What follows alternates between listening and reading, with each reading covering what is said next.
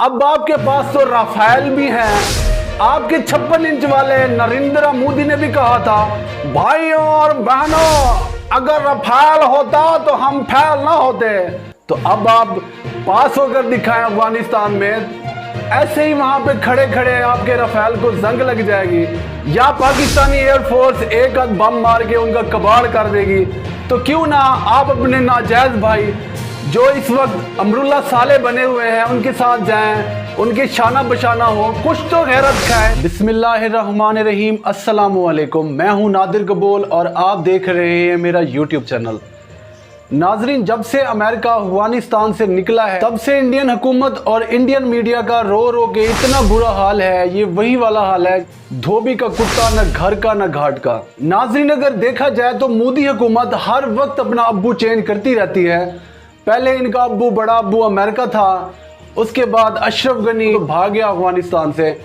अब इनका अब्बू इस वक्त अहमद मसूद बना हुआ है। अहमद मसूद के लिए इंडियन हुकूमत ट्विटर पे ट्रेंड भी चला रही है, क्योंकि इस वक्त अहमद मसूद सूबा पंजशीर में तालिबान के खिलाफ अपनी फोर्स इकट्ठी करके बैठा हुआ है। अब देखना यह होगा कि इस सूबे की लड़ाई में क्या होता है। क्या तालिबान लड़ाई के जरिए ये सूबा हासिल करते हैं या फिर मुज़ाकरात के जरिए ये जो मामला है हल होता है। लेकिन इससे पहले मैं आपको बताता चलूं, तालिबान में और अहमद मसूद के दरमियान एक जिरगा हो चुका है। नाज़रीन, जो आप इस वक्त तस्वीर देख रहे हैं, ये तस्वीर इंडियन मेजर गौरव वारिया और उन जैसे जो पाकिस्तान के खिलाफ हर वक्त बक बक करते रहते हैं, ये उनके लिए उनके मुंह पे तमाचा है। आप जैसा तस्वीर में देख रहे हैं, शेख रशीद और चाइनीज एम्बेसडर सिगार पी रहे हैं। इसे विक्ट्री सिगार कहा जाता है और विक्ट्री सिगार के बारे में मेजर गौरव वारिया से बेहतर और कौन जान सकता है, क्योंकि वो इंडियन आर्मी में रहे हैं और इंडियन आर्मी को पता है कि विक्ट्री सिगार कैसे पिया जाता है और इसके पीछे मकसद क्या होता है।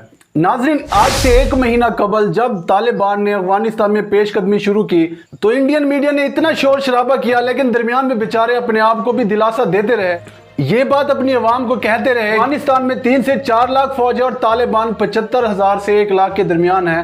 तालिबान कभी भी अफगानिस्तान में जंग नहीं जीत सकते।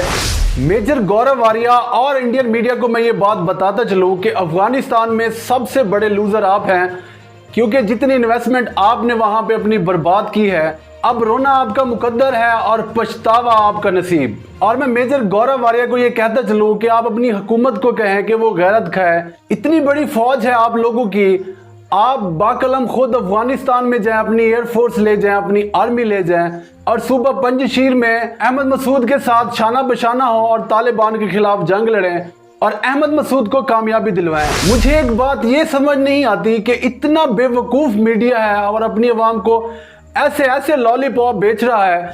जिन तालिबान को अफगानिस्तान की 3 से 4 लाख फौज और उनका जदीद तरीन असला नहीं रोक सका, अफगानिस्तान में अमेरिकन फोर्स नहीं रोक सकी, तो मुझे एक बात बताएं, जो अहमद मसूद के चंद हजार जो उसके कारिंदे हैं या उसके जंगजू कह लें, क्या वो तालिबान को रोक पाएंगे? क्या मंजन बेच रहे हैं इंडियन मीडिया आप अपनी आवाम को, और आपकी आवाम भी सुभान अल्लाह, जैसा भी मंजन हो, चाहे आप मट्टी भी बेचे तो ये बेचारे खरीदने को तैयार हैं। अब आपके पास तो राफेल भी हैं। आपके 56 इंच वाले नरेंद्र मोदी ने भी कहा था, भाइयों और बहनों अगर राफेल होता तो हम फैल ना होते। तो अब आप पास होकर दिखाएं अफगानिस्तान में, ऐसे ही वहां पे खड़े खड़े आपके राफेल को जंग लग जाएगी या पाकिस्तानी एयरफोर्स एक आध बम मार के उनका कबाड़ कर देगी। तो क्यों ना आप अपने नाजायज भाई जो इस वक्त अमरुल्लाह साले बने हुए हैं उनके साथ जाएं, उनके शाना बशाना हो, कुछ तो गैरत खाएं। मेजर गौरव वारिया, या आपकी अफवाह सिर्फ बॉलीवुड की फिल्मों में ही लड़ सकती है, तो जाएं गैरत की गोली खाएं और अफगानिस्तान में जाके जंग लड़ें, ताकि जो आपके राफेल हैं वो उनका भी पता चल सके कि वो भी काम करते हैं या वो भी आपकी फौज की तरह बर्बाद हैं। मैं इंडियन मीडिया और मेजर गौरव वारिया को एक बात समझा दूं कि ट्विटर पे बैठ के कभी भी जंग नहीं लड़ी जा सकती और ना जंग जीती जा सकती है। इसकी मिसाल अभी ताज़ा तरीन तालिबान की है, क्योंकि तालिबान ने एक भी ट्वीट नहीं किया और उन्होंने अफगानिस्तान अपने कंट्रोल में ले लिया। तो इंडियन मीडिया और मेजर गौरव वारिया, कभी ट्विटर पे बैठकर जंग नहीं जीती जा सकती और ना लड़ी जा सकती है। नाजरीन, पाकिस्तान ला इलाहा इल्लल्लाह मुहम्मद रसूलुल्लाह के नारे पे बना था और इंशाअल्लाह ता क़यामत ये कायम दायम रहेगा और इसी तरह दुश्मनों को ज़ेर करता रहेगा और दुश्मनों को तबाह बर्बाद करता रहेगा।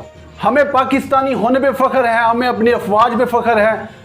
मैं पाकिस्तान हूँ, मैं जिंदा आबाद हूँ। अपना और अपने इस चैनल का ख्याल रखें। पाकिस्तान पाइंदा।